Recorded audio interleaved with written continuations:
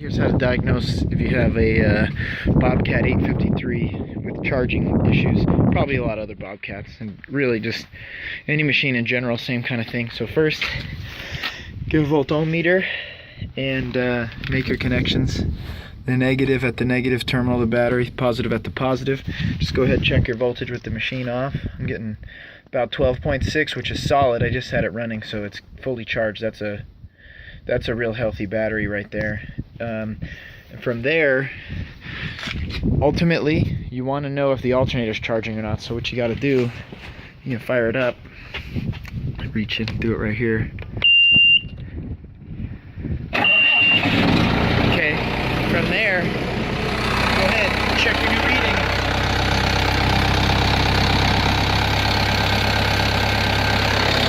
So 14 is 14 solid. Anywhere 13 plus is going to be better than just the battery. And then you got this gauge here too.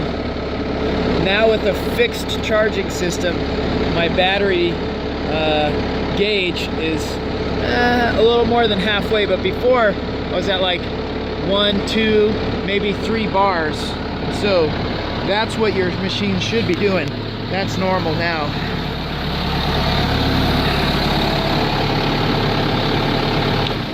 So here's how I got to that point. I would check battery voltage, you know, on a fully charged battery, get maybe about 12.6 or so, and I was putting on a trickle charger overnight.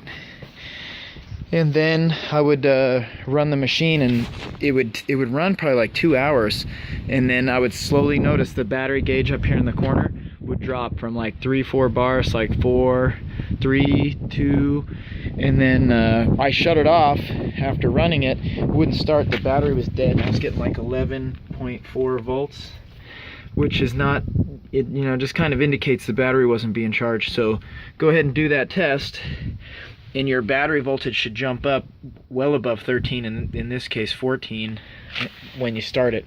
And if it doesn't, there's a couple things you got to do. One, you got to lift this cab up. So I'm going to do that right now. Alright, so now with the cab up, it's going to be tough to see. It's tough to even reach down in there, but there is an alternator, really more properly called a generator, in here. You can just barely see this shiny terminal right there to the right of my finger. You can see it in there. You want to check and make sure with the machine off that you have whatever your battery voltage was that you measured earlier. Make sure you got it at that terminal, that shiny one that my finger's pointing to. That's going to make sure that wire is good. Another way you could check it is you could check that with the machine running, but I don't recommend doing that with the cab up. And so go ahead, if you have 12 volts there, that's good.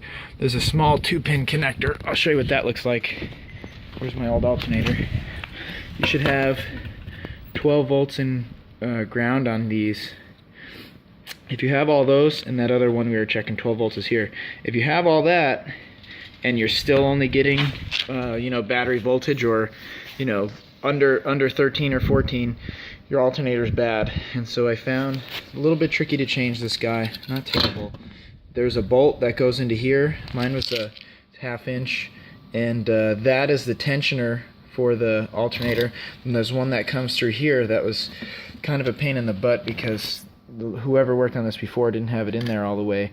But you should just be able to go on the nut side of that. The head side of it that's over here should be, it's like a carriage bolt. It should be locked into the bracket of the engine, but they didn't have mine all the way and they stripped it. And so undo that. That'll get you to take the belt off. Undo this one. Disconnect the 2 electrical terminals. Pull that whole thing off. I'll show you what that looks like on the machine too. Alright, I'm in here. You can see I'm crawled right up in this thing. Visibility's not real good. But right there, that red wire, that's that one you're going to test for 12.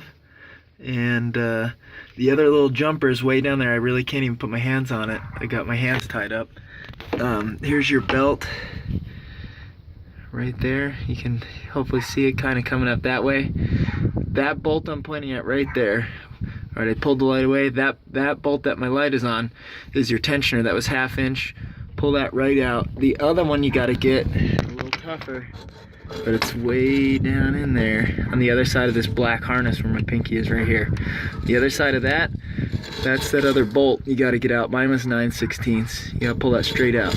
It's going to hit this shield over here, right? I'm going to get my light right on it. There's a shield that bolt is going to hit. It looks like you got to pull the shield. You can sneak it out if you pry on that black shield that's coming down at an angle like this. If you pry that out, you can sneak the bolt out. You don't have to get real crazy with the thing. Then when you're all done, you're gonna pull the, get your stuff all bolted up, but not tight. You're gonna pull the alternator towards you as hard as you can, and then run that tension bolt down, that 1/2" one. That's gonna give you your belt tension. Then snug the bottom bolt up that goes through the 9/16 one, and then make your connections, drop the cab, and you'll be charging like 14 or so like I am, assuming your diagnosis was right. I got the alternator $77 off of Amazon. So good luck, you'll make it happen.